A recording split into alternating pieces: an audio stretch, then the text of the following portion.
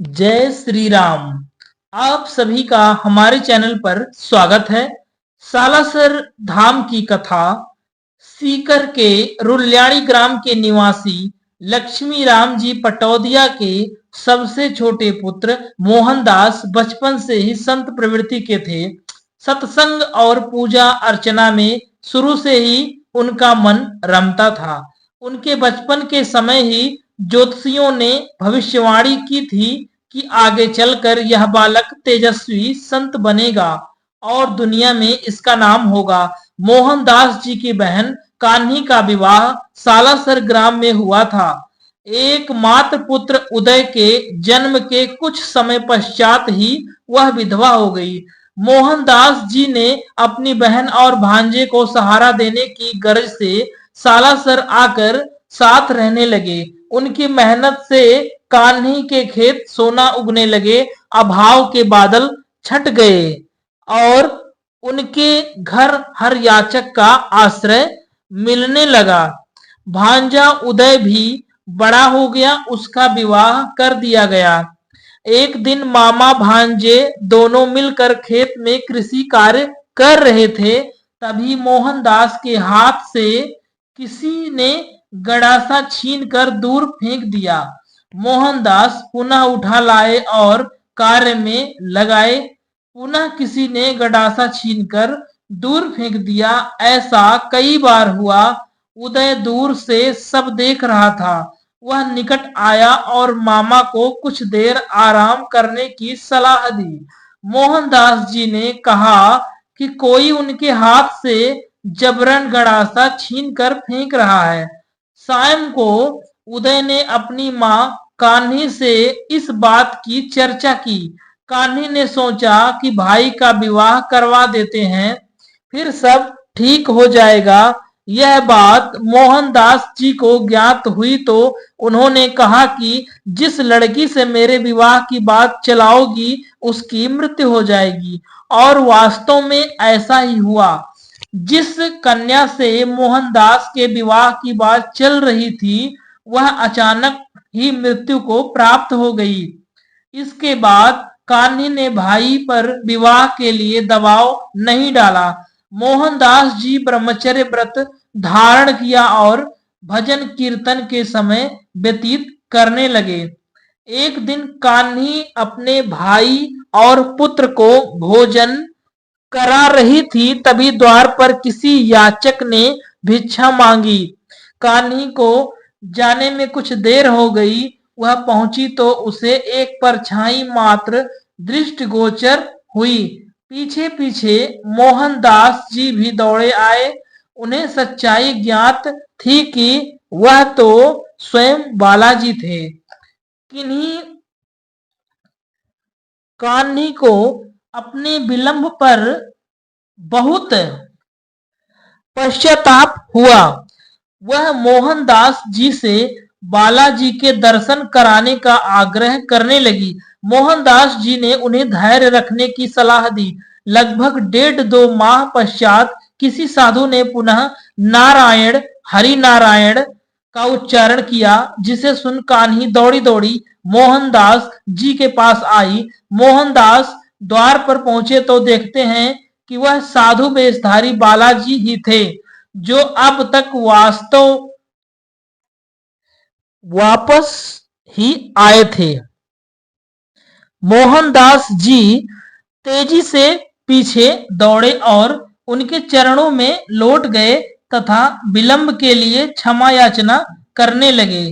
तब बालाजी वास्तविक रूप में प्रकट हुए और बोले, मैं जानता हूं मोहनदास, तुम सच्चे मन से सदैव मुझे जपते हो। तुम्हारी निश्चल भक्ति से मैं बहुत प्रसन्न हूं। मैं तुम्हारी हर मनोकामना पूर्ण करूंगा। बोलो। मोहनदास विनय पूर्वक बोले, आप मेरी बहन कान्ही को दर्शन दीजिए। भक्त वत्सल बालाजी ने आग्रह स्वीकार कर लिया और कहा, मैं पवित्र आसन पर विराजूंगा और मिश्री सहित खीर व चूरमे का भोग स्वीकार करूंगा।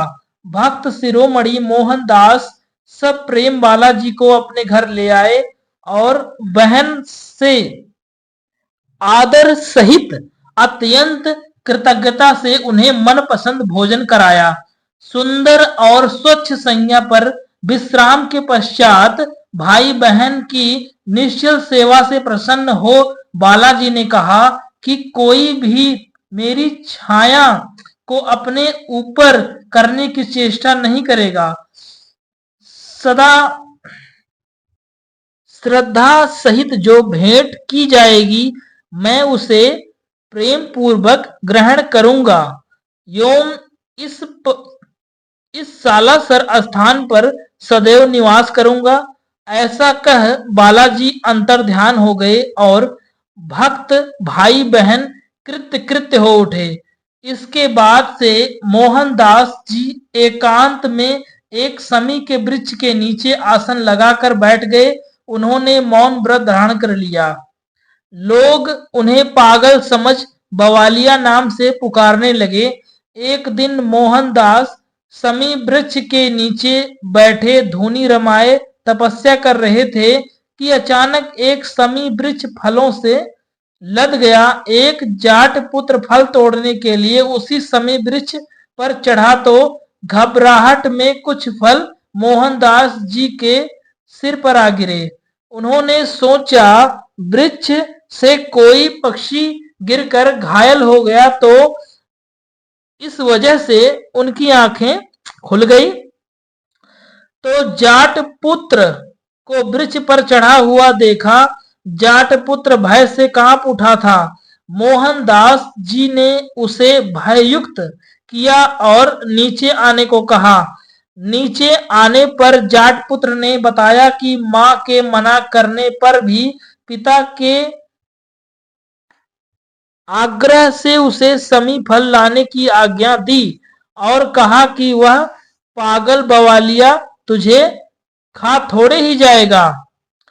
तब बाबा मोहनदास जी ने कहा कि अपने पिता से कहना कि इन फलों को खाने वाला व्यक्ति जीवित नहीं रह सकता। लेकिन जाट ने बाबा की बात को खिल्ली में उड़ा दिया। कहते हैं कि फल खाते ही जाट की मृत्यु हो गई। तब से लोगों के मन में बाबा मोहनदास के प्रति भक्ति भाव का बीज अंकुरित हुआ, जो आगे चलकर अनेक चमत्कारी घटनाओं के बाद वृक्ष बनता चला गया। एक बार भांजे उदय ने देखा कि बाबा के शरीर पर पंजों के बड़े बड़े निशान हैं। उसने पूछा कि बाबा टाल के बाद में ज्ञात हुआ कि बाबा मोहनदास और बालाजी प्रायः मल्लयुद्ध एवं अन्य तरह की क्रीड़ाएं करते थे और बालाजी का सायं सदैव बाबा मोहनदास जी के साथ रहता था। इस तरह की घटनाओं के से बाबा मोहनदास की कीर्ति दूर ग्रामों में फैलती चली गई। लोग उनके दर्शन को आने लगे। तत्कालीन सालासर बीकानेर राज्य के अधीन था। उन दिनों ग्रामों का शासन ठाकुरों के हाथ में था। सालासर व उनके निकटवर्ती अनेक ग्रामों को देखरेख का जिम्मा शोभासर के ठाकुर धीरज सिंह के पास था। एक दिन उन्हें खबर मिली कि डाकुओं का एक विशाल जत्था लूटपाट के लिए उस ओर बढ़ा चला आ रहा है। उनके पास इतना भी वक्त नहीं था कि बीकानेर के सैन्य सहायक मंगवा सके। अतः सालासर के ठाकुर सलाम सिंह की सलाह पर दोनों बाबा मोहनदास की शरण में पहुंचे और मदद की गुहार लगाई। बाबा ने उन्हें आश्वासन दिया और कहा कि बालाजी का नाम लेकर डाकुओं की पताका को उड़ा देना, क्योंकि विजय पताका ही किसी की सेना की शक्ति होती है। ठाकुरों ने वैसा ही किया। बालाजी का नाम लिया और ठाकुरों की पताका को तलवार से उड़ा दिया। डाकू सरदार उनके चरणों में आ गिरा। इस तरह मोहनदास जी के प्रति दोनों ही श्रद्धा बलवती होती चली गई। बाबा मोहनदास ने उसी पल वहां बालाजी का एक भव्य मंदिर बनवाने का संकल्प किया। सलाम सिंह ने भी मंदिर निर्माण में पूर्ण सहयोग देने का निश्चय किया और असौटा निवासी अपने ससुर चंपावत को बालाजी की मूर्ति भेजने का आदेश प्रेषित कराया। इधर असौटा ग्राम में एक किसान ब्रह्म मुहूर्त में अपना खेत जोत रहा था। एकाएक हल का निचला हिस्सा किसी वस्तु से टकराकर उसे अनुभव हुआ, तो उसने खोद कर देखा कि वहां एक मूर्ति निकली। जिसने मूर्ति को निकालकर एक ओर रख दिया और प्रमादवश उसकी ओर कोई ध्यान नहीं दिया। वह पुनः अपने काम में जुट गया। एकाएक उसके पेट में तीव्र दर्द उठा और वह छटपटाने लगा। उसकी पत्नी दौड़ी दौड़ी आई। किसान ने दर्द से कहारते हुए प्रस्तर प्रतिमा निकालने और पेट में तीव्र दर्द होने की बात बताई। कृषक पत्नी बुद्धिमती थी।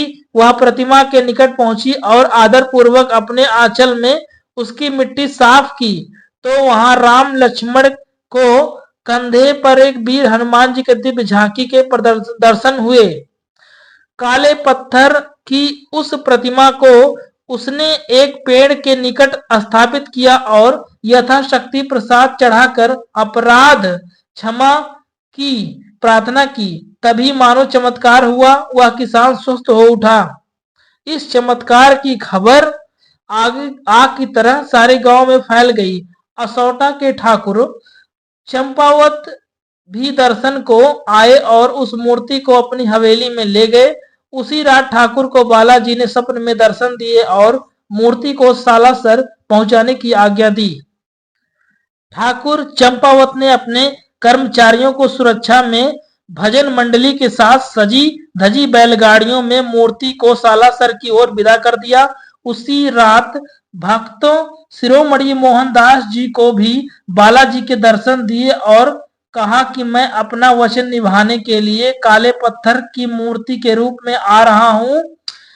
पारा ठाकुर सलाम सिंह व अनेक ग्रामवासियों ने बाबा मोहनदास जी के साथ मूर्ति का स्वागत किया और सन 1754 शुक्ल नवमी को शनिवार के दिन पूर्ण विधि विधान से हनुमान जी की मूर्ति की स्थापना की गई। सावन द्वादशी मंगलवार को भक्त शिरोमणि मोहनदास जी भागवत भजन में इतने लीन हो गए कि उन्हें घी और सिंदूर से मूर्ति को श्रृंगारित कर दिया और उन्हें कुछ ज्ञात भी नहीं हुआ। उस समय बालाजी का पूर्व दर्शित रूप, जिसमें वह श्री राम और लक्ष्मण को कंधे पर धारण किए थे, अदृश्य हो गए। उनके स्थान पर दाढ़ी, मूछ, मस्तक एवं तिलक, विकट भौहें, सुंदर आंखें, पर्वत पर गदा धारण किए अद्भुत रूप के दर्शन होने लगे। इसके बाद सैन्य मंदिर का विकास कार्य प्रगति के पथ पर बढ़ता चला गया। वर्तमान में मंदिर के द्वार व दीवारें चांदी निर्मित मूर्तियों और चित्रों से सुसज्जित है। गर्भगृह के मुख्य द्वार पर श्री राम दरबार की मूर्ति के नीचे 5 मूर्तियां हैं। मध्य में भक्त मोहनदास जी बैठे हैं। दाएं श्री राम जी, हनुमान तथा बाएं बहन कान्ही और पंडित सुखराम जी बहनोई आशीर्वाद देते दिखाए गए हैं। सालासर में वर्ष भर श्रद्धालुओं का तांता लगा रहता है। मंगलवार, शनिवार और प्रत्येक पूर्णिमा को दर्शनार्थी विशेष रूप से आते हैं। यहाँ प्रतिवर्ष 3 बड़े मेले लगते हैं। प्रथम चैत्र शुक्ल चतुर्दशी पूर्णिमा को श्री हनुमान जयंती के अवसर पर, द्वितीय अश्विनी शुक्ल चतुर्दशी पूर्णिमा को, यह अंतिम भाद्रपक्ष शुक्ल चतुर्दशी पूर्णिमा को इन मेलों में लाखों श्रद्धालु आते हैं। इस अवसर पर छोटा सा सालासर ग्राम महाकुंभ से कम नहीं है। सालासर हनुमान धाम राजस्थान के चूरू जिले में स्थित है। यह जयपुर बीकानेर राजमार्ग पर सीकर से लगभग 57 किलोमीटर व सूरतगढ़ से सुजानगढ़ से लगभग 24 किलोमीटर दूर स्थित है। यहाँ पहुंचने के लिए जयपुर व अन्य स्थानों से पर्याप्त परिवहन साधन उपलब्ध हैं। किराए पर टैक्सी सेवा भी उपलब्ध है। इस धाम के बारे में यह प्रसिद्ध है कि यहाँ से कोई भी भक्त खाली हाथ नहीं लौटता। सालासर बालाजी सभी की मनोकामनाएं पूर्ण करते हैं। कालांतर में मोहनदास जी भांजे उदय राम जी को अपना झोला चोला प्रदान कर दिए, मंदिर का प्रथम पुजारी नियुक्त किया। आज भी यह परंपरा कायम है। मोहनदास जी के चोले पर विराजमान होकर ही पूजा अर्चना की जाती है। संवत 1850 की बैसाख शुक्ल त्रयोदशी को ब्रह्म मुहूर्त में बाबा मोहनदास जी समावस्थित हो गए और स्वर्गारोही हो गए। उस समय कहते हैं कि जल की फुहार के साथ पुष्प वर्षा होने लगी थी। अनेक लोगों ने बालाजी के प्रत्यक्ष दर्शन किए थे, जो अपने सखतुल्य मोहनदास जी को आशीष दे रहे थे। आज सालासर भक्तों का एक पुनीत तीर्थ है। यहाँ आने वाले भक्तों को जब तब बालाजी के चमत्कार देखने को मिलते हैं। आदिकाल में सालासर बालाजी निश्चित ही एक उदारक के रूप में दर्शनार्थियों का कष्ट निवारण कर अपने सखा मोहनदास जी को दिए वचन का निर्वाह कर रहे हैं। सालासर भगवान बालाजी सभी की मनोकामनाओं को पूर्ण करें। जय श्री राम।